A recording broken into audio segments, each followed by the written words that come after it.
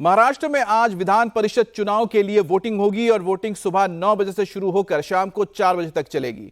इस चुनाव में कुल 12 उम्मीदवार हैं, जबकि सीटें केवल 11 हैं। इसीलिए अब यह मुकाबला दिलचस्प हो गया है। क्रॉस वोटिंग के डर से एक बार फिर से रिजॉर्ट पॉलिटिक्स की शुरुआत हो चुकी है। ज्यादातर पार्टियों ने अपने अपने विधायकों को 5 स्टार होटल्स में ठहराया है। अब होटल में ठहराने के लिए विधान परिषद के चुनाव में प्रेफरेंशियल वोटिंग होती है, इसीलिए विधायकों को उसकी ट्रेनिंग देनी होगी। सब कुछ समझाया जाता है ताकि वोट डालने में कोई गलती ना हो जाए। लेकिन सच्चाई यह है कि सभी दलों को क्रॉस वोटिंग का खतरा सता रहा है। एमएलसी के चुनाव में एक सीट जीतने के लिए 23 वोट की जरूरत है। बीजेपी ने 5 कैंडिडेट उतारे हैं। एकनाथ शिंदे की शिवसेना और अजीत पवार की एनसीपी ने 2-2 कैंडिडेट उतारे हैं।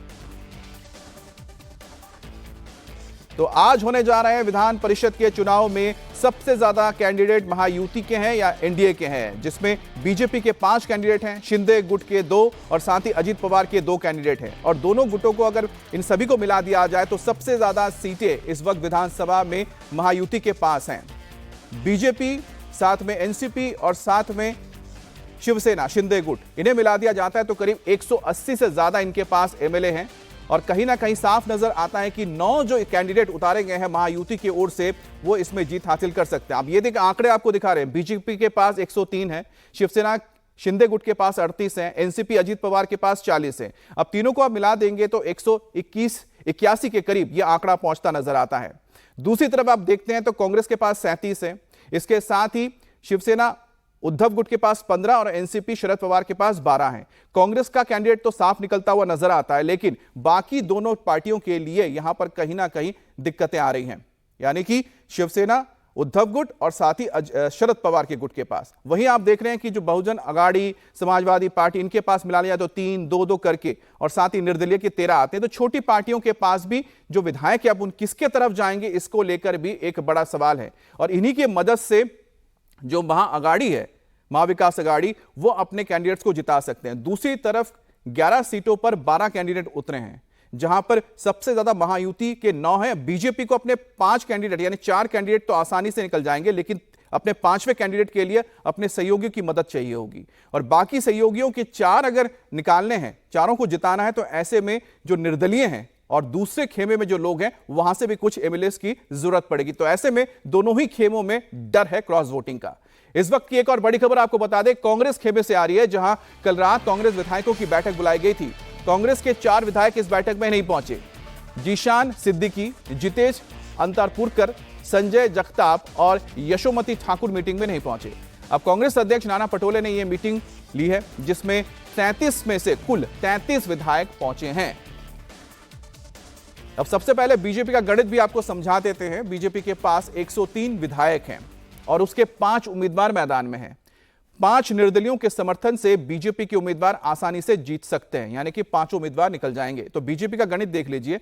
103 बीजेपी के पास सीटें हैं, या आप कह लीजिए कि विधानसभा में इनके विधायक हैं। उम्मीदवार इनके 5 हैं। 4 की तो जैसे मैंने बताया कि आपको 4 की जो उम्मीदवारी पक्की है, जीत जाएंगे।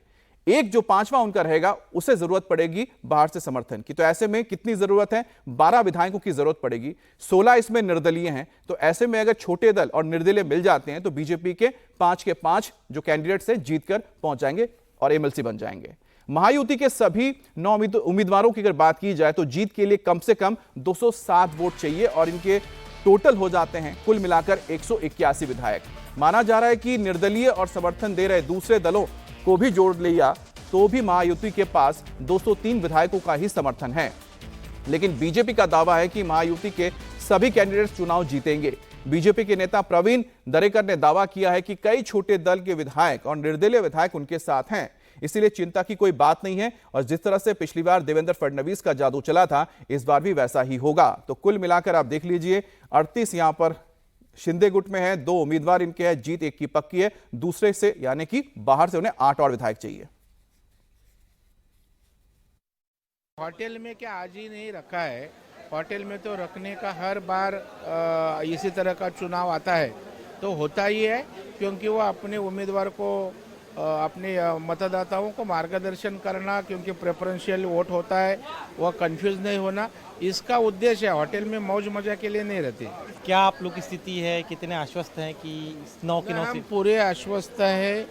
भारतीय जनता पार्टी के 5 दो अजीत दादा और दो शिंदे साहब, ऐसा 9 के 9 उम्मीदवार हमारे चुन के आएंगे। हमारा पर्याप्त संख्या बल है। फडणवीस साहब की जादू तो चलती ही है, अभी तक जादू खत्म नहीं हुई, तो जादू तो होने वाली है। और एकनाथ शिंदे की शिवसेना के पास कुल 38 विधायक हैं और उनके 2 कैंडिडेट मैदान में हैं, जिनकी जीत के लिए कम से कम 46 वोट चाहिए। इस हिसाब से उनके पास 8 वोट कम है। लेकिन शिंदे के करीबी भारत गोगावले का दावा है कि एमएलसी के चुनाव में सिर्फ उनके 2 कैंडिडेट ही नहीं, महायुति के सभी 9 कैंडिडेट जीतेंगे और इसके लिए रणनीति तैयार हो गई है। 9 उम्मीदवार है महायुति के, पार्टी का 2 है लेकिन सब मिला के 9 है और 9 उम्मीदवार के 9 उम्मीदवार हम लोग चुन के लाने वाले हैं। लेकिन आंकड़ों का जुगाड़ कैसे होगा, वो तो है नहीं आपके करके लगा ये सब ओपन नहीं करने का, कल आपको मालूमात हो जाएगा। जो हम लोग बोला जो चुन के आने वाले हैं वो आ जाएगा। देखते हैं हमारे जो मुख्यमंत्री दोनों उप मुख्यमंत्री ने जो स्ट्रैटेजी किया है वो हम लोग पूरा कर देंगे।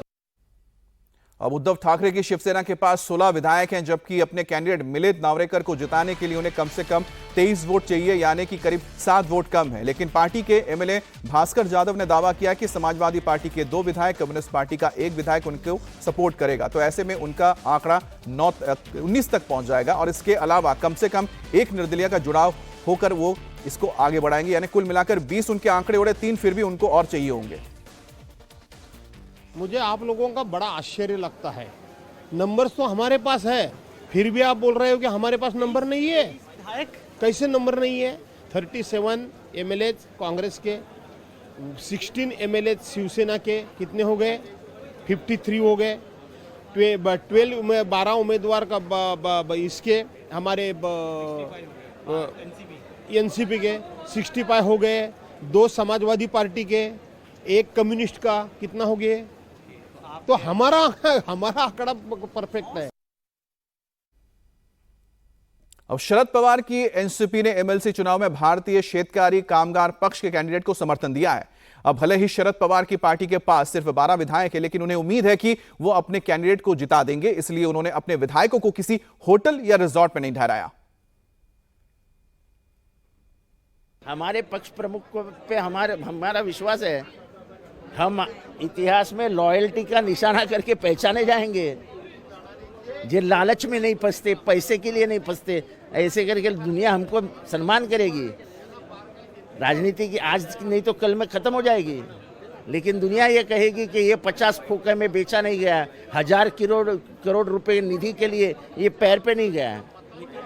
हम वो आदमी के साथ खड़े हैं जो महाराष्ट्र में सह्याद्री करके पहचाना जाता है।